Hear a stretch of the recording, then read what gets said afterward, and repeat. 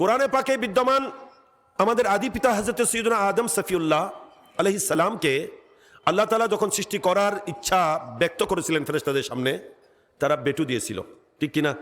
যে এদেরকে বানালে এরা কি করবে? খুন খারাপি করবে, রক্তপাত করবে, ফিতনা ফাসাদ করবে, জমিনে ফাসাদ করে জমিন ধ্বংস করে দেবে। তখন আল্লাহ তাআলা এদের বেটুতে আল্লাহ কি মানব বানানোর ইচ্ছাকে পরিবর্তন করছেন না বানিয়েছেন? বানিয়েছেন। বানিয়ে কি করলেন? আল্লাহ বলেন আমি আদমকে তৈয়ার করে প্রথম যে কাজটা করেছি, ও আল্লামা আদম আল আসমা কুল্লাহা, আমি আদমকে তালিম দিয়েছি, শিক্ষা দিয়েছি। বরকত সুবহানাল্লাহ। তাহলে মানবের যিনি আদি মানব, যাকে দিয়ে মানবের সূচনা, ওনাকে সর্বপ্রথম আল্লাহ যে নিয়ামতটা দিচ্ছেন সেটার নাম এলম। বরকত সুবহানাল্লাহ। এবং আল্লাহ বলছেন আমি সেখানে ওনাকে যে নিয়ামত দিয়েছি, ওই নিয়ামতটা কি ছিল? আল আসমা কুল্লাহা। আল আসমা এটাতে বহু বচন, ইসমের বহু বচন আসমা। সেটার উপর যখন আলিফলাম আছে, এই আলিফলামটা ইস্তেগরাকি, তার মানে যত নাম হতে পারে আপ টু লাস্ট, সৃষ্টির সূচনা থেকে শেষ পর্যন্ত সব কিছুর নাম আল্লাহ ওনাকে শিক্ষা দিয়েছেন। এখানে এটা আলিফলাম ইস্তেগরাকি হওয়ার পরও আল্লাহ কুল্লাহা বলে আরো তাকিদ করে দিয়েছেন। তার মানে কারো নাম বাদ যায় না, সেখানে আমার নাম আপনার নামও বাদ যায় নাই। আদম আলাইহিস সালাম আদি থেকে অন্ত পর্যন্ত সৃষ্টির সমস্ত মানুষের নাম আদম আলাইহিস সালাম জানতেন। গোড়া সৃষ্টি এই পর্যন্ত যত বিলিয়ন বিলিয়ন মানুষ গেই, আরো সামনে যত বিলিয়ন বিলিয়ন মানুষ জন্ম লইব, ব্যাকুণর নাম শুধু আবার এলে মনে করছেন কেন মুসলমান হলোর নাম জানা দেব আল্লাহ, সুন্নি হলোর নাম জানা দেব আল্লাহ? না না, যত মানব জাতি প্রত্যেক মানবের নাম আল্লাহ তাআলা আদম আলাইহিস সালামকে শিক্ষা দিয়েছিলেন। প্রত্যেকটা বস্তুর নাম শিক্ষা দিয়েছিলেন। এমনকি তাফসীরের মধ্যে আসছে প্রত্যেকটা ভাষা, পৃথিবীর বুকে যত ভাষা হবে প্রত্যেক ভাষা আল্লাহ তাআলা আদম আলাইহিস সালামকে শিক্ষা দিয়েছেন। এখানে কিছুই বাদ যায়নি, কিছুই বাদ যায়নি, সমস্ত কিছুর জ্ঞান আল্লাহ তাআলা আদম আলাইহিস সালামকে দিয়েছিলেন। অনেক বস্তু আগে ছিল না, যেমন কি মোবাইল। 100 বছর আগে মোবাইল নামক কোনো বস্তু ছিল না, কিন্তু এখন মোবাইল হয়েছে।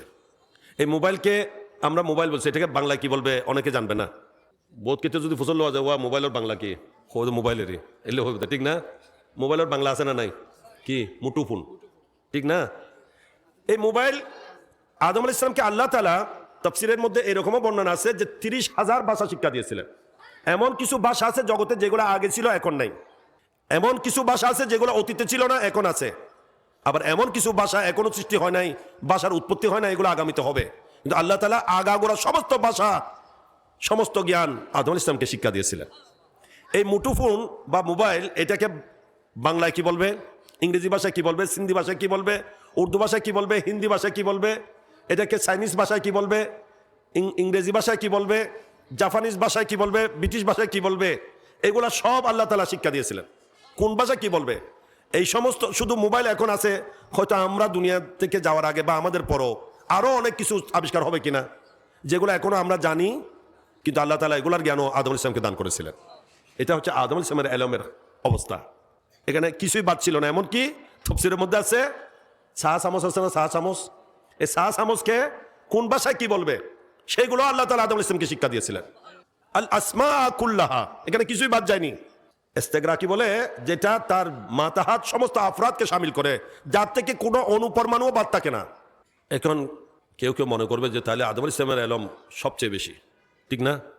তবে আদম আলাইহিস সালামের এলম শুধু নয়, একেবারে আদম আলাইহিস সালাম থেকে ঈসা আলাইহিস সালাম পর্যন্ত প্রত্যেক নবীদের এলম সবগুলো একত্রিত করলে আমার নবীর জ্ঞানের মহাসমুদ্রের একটা মাত্র উঞ্চুলি হবে, এক খুশ হবে যে। বরকত সুবহানাল্লাহ। কারণ নবীকে কে শিখিয়েছেন? ডাইরেক্ট নবীর উস্তাদকে আল্লাহ। কি এটা আমাদের আমাদের মন থেকে বলছি না কোরআন থেকে বলছি? আল্লাহ তাআলা আদম আলাইহিস সালামের ব্যাপারে বলছেন যে আল আসমা কুল্লাহা, আর আমার নবীকে শিক্ষা দেওয়ার ব্যাপারে যখন আসছে তখন আল্লাহ বলছেন ওয়া আল্লামাকা মা লাম তাকুন তাআলাম ওয়া কানা ফাদলুল্লাহি আলাইকা আযীমা। হে আমার প্যারা নবী, আমি আল্লাহ আপনাকে যখন শিখাতে গিয়েছি তখন আপনার অজানা যা যা ছিল সব জানিয়ে দিয়েছি, সব শিখিয়ে দিয়েছি। সুবহানাল্লাহ। কারণ ওয়া কানা ফাদলুল্লাহি আলাইকা আযীমা, আমি আল্লাহর অনুগ্রহ আপনার উপর মহান। আপনার উপর কি? মহান অনুগ্রহ আপনার উপর, যার কারণে আপনাকে যখন শিখাতে গিয়েছি কিছু বাদ দিই নাই, যা দরকার ছিল, যা অজানা ছিল সব শিখিয়ে দিয়েছি। এই জন্য নবী আর এটা জানে না ওইটা জানে না বলার সুযোগ, তুমি যত জানে না বলবে, আল্লাহ বলবেন আমি সব জানিয়ে দিয়েছি। অজানা যা ছিল সব জানিয়ে দিয়েছেন, এখন কিছু নাই, জানে না, এটা বলার সুযোগ আর আছে? তো ব্রাদার ইসলাম, এই আদমের শ্রেষ্ঠত্ব কি দিয়েছেন আল্লাহ? প্রথমে ওনাকে এলম দিয়েছেন। এলম দেওয়ার পর যে ফেরেশতারা মানব সৃষ্টির ব্যাপারে আপত্তি করেছিল তাদের সামনে আল্লাহ তাআলা আদম আলাইহিস সালামকে পেশ করলেন। ওই সমস্ত বস্তুগুলো আল্লাহ তাআলা হাজির করলেন। তাদেরকে বললেন আম্বিউনি বিআসমাই হাউলাই ইন কুনতুম সাদিকিন।